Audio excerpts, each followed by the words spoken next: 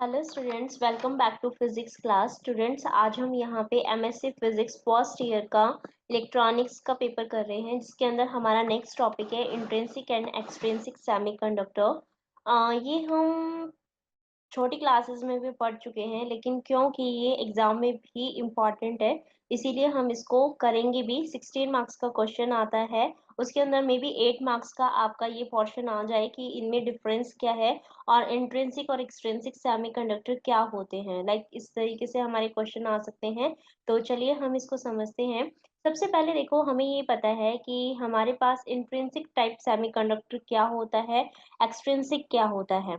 आपसे पूछा जाए, क्योंकि आपने ये 12th क्लास में भी पढ़ा है और बीएससी में भी पढ़ा है, तो आप मुझे यही कहेंगे कि इंट्रिंसिक मैम वो होता है जिसकी कंडक्टिविटी हमारी कम होती है, और एक्सट्रिंसिक वो होता है कि इंट्रिंसिक जो सेमीकंडक्टर्स है उनकी कंडक्टिविटी को इंक्रीज करवाने के लिए हम उसमें कुछ तरह की डॉपिंग करते हैं। जैसे आपकी एन टाइप के अंदर हमारी पेंटावेलेंट इम्प्योरिटीज ऐड होती है, पी टाइप के अंदर ट्राइवेलेंट इम्प्योरिटीज ऐड होती है।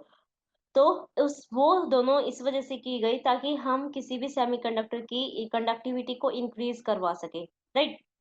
तो सबसे पहले तो ये बात आता है कि इंट्रिंसिक क्या टाइप होती है। ठीक है, तो इंट्रिंसिक हमारे पास जो बिल्कुल प्योर होता है, ठीक है, इसके अंदर इम्प्योरिटी कंसंट्रेशन बिल्कुल कम होती है, उसको हम क्या बोलते हैं, इंट्रिंसिक टाइप सेमीकंडक्टर बोलते हैं। और इसके अंदर जो कंडक्शन है आपकी, वो या तो थर्मल एक्साइटेशन की वजह से प्रोड्यूस होती है, या फिर क्रिस्टल डिफेक्ट की वजह से हमारा कंडक्शन आता है किसके अंदर, इंट्रिंसिक सेमीकंडक्टर के अंदर। ठीक है, ये हमारे 2-3 तरीके के, तो आप देखो देखो पढ़ते ही आ रहे हो, सिलिका, जर्मेनियम, कार्बन, या आपने सेमीकंडक्टर्स पढ़े हुए हैं। ठीक है, आपके पास और भी आते हैं जैसे गैलियम आर्सेनाइड, इंडियम, ठीक है, एंटीमोनाइट, एंड इस तरीके से हमारे पास एग्जांपल्स आते हैं।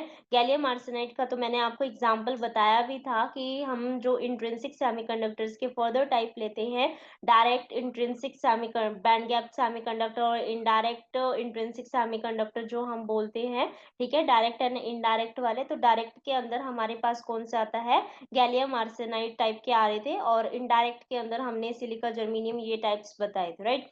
अब हम इसके अंदर एक यही लेके चलते हैं कि अगर सपोज मैंने सिलिका ले भी लिया, सपोज मैंने सिलिका एटम ले लिया, तो मुझे ये पता है कि सिलिका की जो एटॉमिक नंबर होती है वो हमारे पास 14 उसमें है। ठीक है, तो 14 अगर है हमारे पास, तो 14 की अब कॉन्फ़िगरेशन से अगर करते हैं, तो लास्ट में हमारे पास जो वैलेंसी बचती है वो हमारे पास 4 बच रही है। यानी कि सिलिका और जर्मेनियम या कार्बन कोई भी ले लो, ठीक है, उनके अंदर लास्ट वैलेंस शेल के अंदर कितना बच रहा है आपके पास, 4 इलेक्ट्रॉन्स बच रहे हैं। ठीक है, तो 4 इलेक्ट्रॉन्स अगर इसके अंदर है, तो ये 4 इलेक्ट्रॉन्स आप यहाँ पे देख सकते हो। ठीक है, ये 1 2 3 4, ये 4 इलेक्ट्रॉन्स इसके आउटर मोस्ट शेल के अंदर होते हैं। ठीक है, और इनर मोस्ट आपको पता है 2 8 18 18, इस तरीके से हम फिलअप करते हैं। ये फिलअप करते जाओगे तो लास्ट शेल हमारे पास कितने बच रहे हैं, 4 बच रहे थे। ये एक सिलिका एटम है। यहाँ पे अभी भी मैंने दूसरा सिलिका एटम लिया हुआ है, क्योंकि मैंने ये जो सिलिका एटम है ये मैंने 0 डिग्री टेम्परेचर पे, केल्विन पे ले रखा है।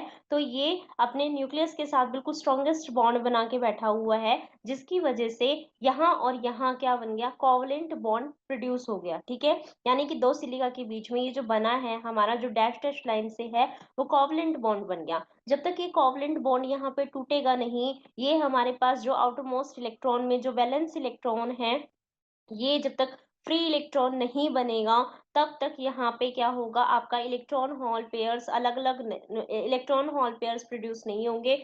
इलेक्ट्रॉन जब तक फ्री नहीं होगा मूव करने के लिए, वो कंडक्ट नहीं करवाएगा। इसीलिए हम क्या कहते हैं कि 0 डिग्री केल्विन के ऊपर जो हमारे पास सिलिका होता है, वो या फिर जर्मेनियम होते हैं, यानी कि इंट्रिंसिक टाइप सेमीकंडक्टर होते हैं, वो आपके कैसे इंसुलेटर बिहेव करने लग जाते हैं। ठीक है, तो इसके अंदर हम यही ले रहे हैं कि इसके सिलिका जो है उसके आउटर ऑर्बिट के अंदर हमारे पास 14 इलेक्ट्रॉन होते हैं, जिसके अंदर इनर मोस्ट शेल के अंदर 2 इलेक्ट्रॉन्स आते हैं।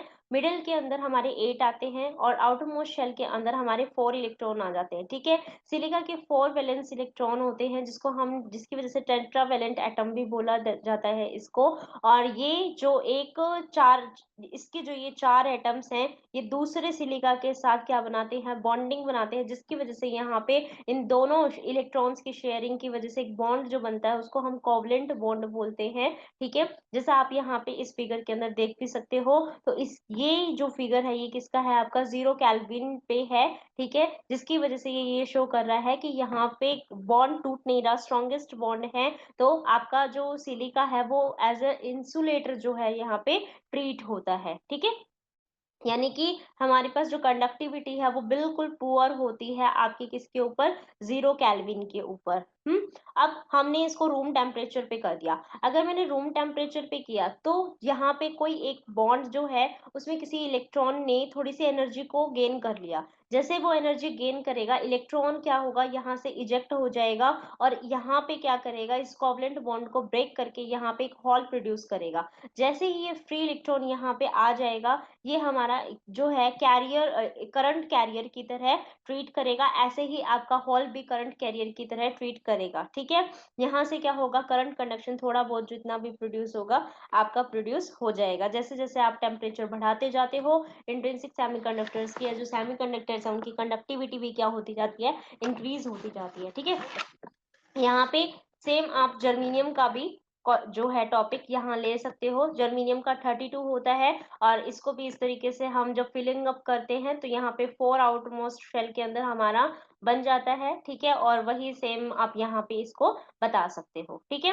इसके अलावा जो इंट्रिंसिक है इसके अंदर हमारा लास्ट 4 जरूरी नहीं, 3 वैलेंस इलेक्ट्रॉन या 5 वैलेंस इलेक्ट्रॉन भी बच जाता है, तो उनसे भी हम इंट्रिंसिक सेमीकंडक्टर्स को फॉर्म कर सकते हैं, ठीक है। जैसे आपका 3 वैलेंस इलेक्ट्रॉन के बारे में बात करें तो गैलियम आर्सेनाइड, गैलियम एटम वगैरह, ये 3 वैलेंस इलेक्ट्रॉन के अंदर है। और आर्सेनिक एटम वगैरह जो है आपके, वो किसके अंदर आते हैं, आपके 5 वैलेंस इलेक्ट्रॉन के अंदर आते हैं, ठीक है। तो 4 एग्जैक्टली नहीं, 3 और 5 जो है वो भी हमारे क्या कर सकते हैं, इंट्रिंसिक सेमीकंडक्टर्स के दिखा सकते हैं, ठीक है। वैसे हमने यही देखा है इससे पहले कि एग्जैक्टली 4 जिसका होता है वो हमारे सेमीकंडक्टर्स होते हैं। लेस देन 4 जो होते हैं वो हमारे कौन से होते हैं, आपके मेटल्स यानी कंडक्टर्स उसमें आते हैं। ग्रेटर देन 4 जिसके अंदर हमारे पास वैलेंस इलेक्ट्रॉन्स होते हैं, फ्री इलेक्ट्रॉन के साथ नहीं बात कर रही मैं, वैलेंस इलेक्ट्रॉन के साथ बात कर रही हूँ। तो मोर देन 3 हमारे वो मोर देन 4 होते हैं, उसको हम क्या बोलते हैं, इंसुलेटर्स बोलते हैं, राइट। अब हम बात करते हैं एक्सट्रिंसिक टाइप सेमीकंडक्टर की, ठीक है। एक्सट्रिंसिक टाइप सेमीकंडक्टर हमें पता है कि उसकी कंडक्टिविटी कम थी ना, उसकी कंडक्टिविटी को इंक्रीज कराने के लिए हमने उसके अंदर कुछ इम्प्योरिटी ऐड करना स्टार्ट कर दिया। जब भी इम्प्योरिटी ऐड होती है तो उस प्रोसेस को हम क्या बोलते हैं, डॉपिंग प्रोसेस बोलते हैं। और जो हम इसके अंदर ऐड करते हैं उन इम्प्योरिटीज को हम डोपेंट्स बोलते हैं, ठीक है। जिसकी वजह से उनकी कंडक्टिविटी इंक्रीज होती है। और हमें ये भी पता है कि पी टाइप सेमीकंडक्टर के अंदर ट्राइवेलेंट इम्प्योरिटी ऐड की जाती है और एन टाइप सेमीकंडक्टर के अंदर पेंटावेलेंट इम्प्योरिटीज ऐड की जाती है, जैसा आप यहाँ पे देख भी सकते हो, ठीक है। फिफ्थ ग्रुप के आपके जो एलिमेंट्स आते हैं, फॉस्फोरस, एंटीमनी, आर्सेनिक, ठीक है, ये आ जाते हैं। और ट्राइवेलेंट की जो आती हैं हमारे पास, वो indium, boron, aluminium, gallium etcetera हमारे पास आ जाते हैं, ठीक है। तो हम इस तरीके की इम्प्योरिटी को ऐड करके हमारा पी टाइप और एन टाइप सेमीकंडक्टर्स को क्रिएट कर सकते हैं। चलिए अब हम चलते हैं एन टाइप सेमीकंडक्टर्स की तरफ। तो एन टाइप सेमीकंडक्टर अगर हमें बनाना है, दैट मीन्स हमें फिफ्थ एलिमेंट के जो ग्रुप्स के एलिमेंट्स है उनको जर्मेनियम या सिलिका के अंदर ऐड करना पड़ेगा। जैसे ही हम इसके अंदर इसको ऐड करेंगे फिफ्थ ग्रुप के एलिमेंट्स को, तो हमें पता है कि 4, क्योंकि यहाँ पे जो बॉन्ड बनाने वाले आपके पास चाहिए कि जो देखो, जो आपका पेरेंट यहाँ पे था एक ओरिजिनल जो आपका कोवलेंट बॉन्ड वहाँ पे बना रहा था, सपोज़ आपका सिलिक जर्मेनियम बना रहा है यहाँ पे, तो जर्मेनियम को मैंने रिप्लेस कर दिया इस अपने इससे, ठीक है?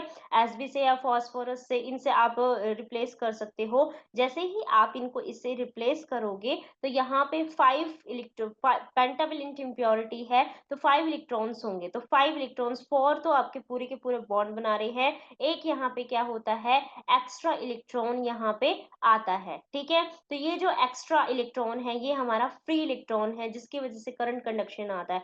अब ये कहता है कि ये हमारे फ्री इलेक्ट्रॉन है, ये इसकी बॉन्डिंग को मतलब इसमें ये क्या कर सकता है, हमारा फ्री इलेक्ट्रॉन्स को अगर मैं थोड़ी-सी भी एनर्जी दे दूँ ना, तो ये मेरा कंडक्ट करवा देगा वहाँ पे इलेक्ट्रिसिटी। तो हमें इसके अंदर ये क्या है, हमारा एक एक्स्ट्रा डोनर की तरह बिहेव करेगा ये, ठीक है? ये किसी और को भी दे सकता है, तो इसीलिए हम इसको क्या बोलते हैं, डोनर भी बोलते हैं, ठीक है? डोनर टाइप सेमीकंडक्टर भी इसको बोला जाता है। और ये हमारे पास कंडक्शन बैंड के बिल्कुल नीचे होता है, क्योंकि ये बिल्कुल थोड़ी-सी भी एनर्जी दे दोगे ना, क्योंकि इजेक्ट तो ये वैसे भी हो ही रखा है यहाँ से, ठीक है? थोड़ी-सी भी एनर्जी दे दोगे तो ये कहाँ पहुँच जाएगा, कंडक्शन बैंड के अंदर पहुँच जाएगा करंट को प्रोड्यूस करवाने के लिए। तो यहाँ पे मैंने आपको दिया भी हुआ है कि जर्मेनियम के लिए जो आपके पास एनर्जी होती है, वो कितनी होती है, इसके लिए जो उस एक पर्टिकुलर बैंड से आपका डोनर से कहाँ पहुँच रहा है कंडक्शन बैंड, तो वो एनर्जी 0.01 इलेक्ट्रॉन वोल्ट है। और अगर मैं सिलिका के बारे में बात करूँ, तो मेरे पास कितनी है, 0.05 इलेक्ट्रॉन वोल्ट होती है, ठीक है? और ये एनर्जी हमारी एनर्जी बैंड गैप जो है जर्मेनियम का, उसमें बहुत कम है, ठीक है? चलिए नेक्स्ट हम चलते हैं इसके अंदर। ये आप देख भी सकते हो, देखो इसमें मैंने बताया था आपको।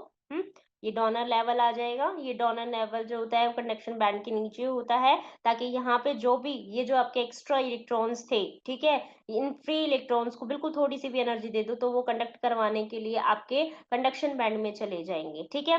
वैलेंस बैंड में जो वैलेंस इलेक्ट्रॉन्स थे वही आते हैं, इसीलिए इसके अंदर ये नहीं थे। ये एक्स्ट्रा है, ये फ्री इलेक्ट्रॉन है, इसी वजह से ये यहाँ पे है, क्योंकि इनको थोड़ी-सी भी एनर्जी दोगे तो ये आपके कंडक्ट करवाने के लिए चले जाएँगे, कंडक्शन बैंड में चले जाएँगे। इसीलिए डोनर लेवल क्या होता है, आपका कंडक्शन बैंड से थोड़ा-सा नीचे होता है, ठीक है? यहाँ नहीं है, यहाँ पे है, ठीक है? कंडक्शन बैंड से नीचे होता है डोनर लेवल। क्लियर है? चलिए अब हम चलते हैं। और एन टाइप सेमीकंडक्टर में आप सभी को पता ही है कि हमारे इलेक्ट्रॉन्स की संख्या इसमें ज़्यादा होती है। इसी वजह से जो इलेक्ट्रॉन्स हैं उनको मेजॉरिटी कैरियर बोला जाता है, और होल्स इसमें कम होते हैं, इसी वजह से माइनॉरिटी कैरियर्स जो हैं आपके इसमें होल्स होते हैं एन टाइप सेमीकंडक्टर्स में। क्लियर? नेक्स्ट हमारे पास इसके अंदर आता है P type semiconductor. P type semiconductor के अंदर क्या होता है, हम इसमें थर्ड ग्रुप की, जैसे एल्यूमिनियम, बोरॉन, इंडियम, इस टाइप की हम इम्प्योरिटीज को ऐड करते हैं जर्मेनियम या सिलिका के अंदर। यहाँ पे हमारे पास जो पेरेंट था, जो आपका एटम था, ठीक है, वो कौन सा था, आपका जो बॉन्ड बनाया हुआ था, जो आपका होस्ट क्रिस्टल एटम था, यानी कि हमारा जर्मेनियम था, उसको हम इंडियम यानी कि ट्राइवेलेंट इम्प्योरिटी के साथ क्या करते हैं, रिप्लेस कर देते हैं। जैसे ही मैंने रिप्लेस किया तो यहाँ पे एक होल क्रिएट हो गया, ठीक है, जिसको मैंने एक्स पोजीशन दे दी। यहाँ पे एक इलेक्ट्रॉन था, अब क्योंकि यहाँ पे एक होल आ गया तो हर कोई ये सोचता है कि बॉन्ड थोड़ी सी भी एनर्जी दे दी है, जैसे भी है वो रिप्लेस करने की कोशिश करता है, ये बार बार एक्सेप्ट करेगी जगह कि यहाँ पे क्या आ जाए, कोई भी इलेक्ट्रॉन आ जाए, ठीक है? तो यहाँ पे बार बार क्या होगा, ये वाला इलेक्ट्रॉन यहाँ आने की कोशिश करेगा, तो इस पे तो क्या हो जाएगा, पॉजिटिवली चार्ज, और यहाँ पे अगेन वाई पोजीशन पे क्या हो जाएगा, आपका एक हॉल क्रिएट हो जाएगा, जिसकी वजह से एक वो पॉजिटिव स्टेट जो है वो वहां पे क्रिएट कर देगा, क्योंकि यहाँ पे ये दे रहा है तो पॉजिटिव आ जाएगा, वो ले रहा है तो क्या हो जाएगा, वहां पे नेगेटिव हो जाएगा, और यहाँ पे क्या हो जाएगा, जो अपना बॉन्ड था पूरा इनके बीच में, ओरिजिनल कोवलेंट बॉन्ड था, वो ब्रेक हो जाएगा, जिसकी वजह से ये वाला इलेक्ट्रॉन टूट के यहाँ आ जाएगा आपके इस एक्स पोजीशन पे, और यहाँ पे क्या आ जाएगा, वाई पोजीशन पे एक होल क्रिएट हो जाता है, ठीक है? इसी वजह से इसको क्या कहा जाता है, आपको